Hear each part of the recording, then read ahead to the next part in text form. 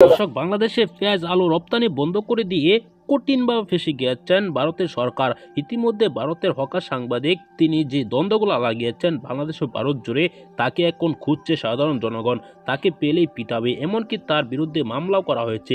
এখন নাকি তাকে খুঁজে পাওয়া যাচ্ছে না, তিনি কোথায় পালিয়েছেন এই ভিডিওতে আপনাদেরকে দেখাবো। অন্যদিকে কি বলছেন বাংলাদেশের ব্যবসায়ীরা, ভারত থেকে কোনো কিছুই তারা রপ্তানি করবে না, এমনকি তারা পাকিস্তান থেকে যেভাবে পণ্য আনছে কঠিনভাবে ফেসে যাচ্ছেন ভারত। না টেনে দেখতে থাকুন, একটি লাইক করে দেখতে পেরেছেন যে কিভাবে বাংলাদেশি ব্যবসায়ীরা ভারতের সকল পেঁয়াজ আলু বন্ধ করে দিয়েছে, এমনকি তারা তাদেরকে বর্জন করে দিয়েছে, সরাসরি ভারতকে বর্জন ডাক দিয়েছে। তারা রীতিমতো এবার কঠিন বিপদে পড়ে গিয়েছেন ভারতের ব্যবসায়ীরা।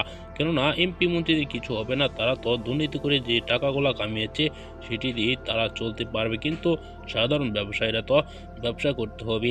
তারা বাংলাদেশে যে দামে পণ্যগুলা বিক্রি করে সে দামে কিন্তু ভারতে যদি থাকে সেটি বিক্রি করতে পারবে না। কেননা ভারতে যেভাবে পেঁয়াজ আমদানি হয় রপ্তানি হয়, তারা যেভাবে তৈরি করে তারা কিন্তু এত পেঁয়াজ ভারতে বিলাতে পারবে না। সেজন্যই বাংলাদেশে তারা টাকার বিনিময়ে বিক্রি করে।